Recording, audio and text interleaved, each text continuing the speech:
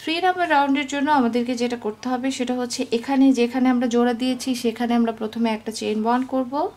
Chain 1 করার পরে এরপরে যেই জায়গাটা এই যে চেইন 3টা আছে এখান থেকে কাজটা স্টার্ট হবে এবং আমরা এখানে করব একটা front post double crochet, front post double crochet, chain 2। তো আমি এই ফ্রন্ট পোস্ট ডাবল ক্রোশেটাকে ফার্স্ট স্টিচটা আইডেন্টিফাই করার জন্য আমি এখানে একটা মার্ক করে রাখব, দরকার নেই যদিও আপনি বুঝতে পারবেন, আমি রাখলাম।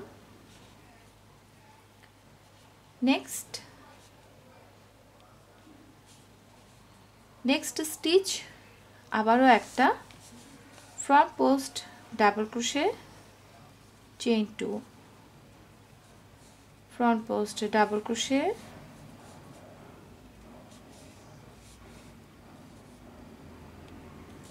Chain 2, front post double crochet.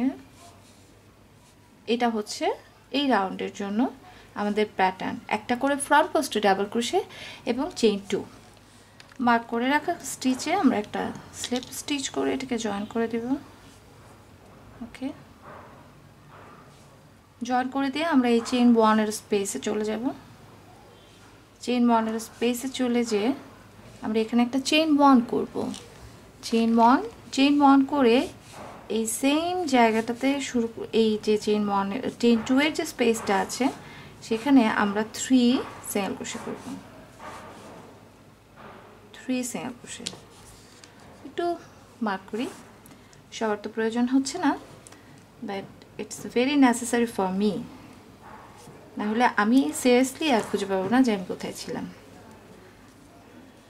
So simple 3 single crochet through out পুরো স্পেসে আপনাকে এই কাজটাই করতে হবে।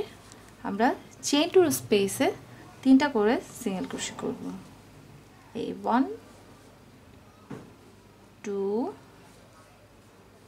3, প্রথম যে স্টিচটা মার্ক করেছি এখানে স্লিপ স্টিচ করে আমরা জয়েন করে দিয়ে 4 নাম্বার রাউন্ডটা শেষ করব।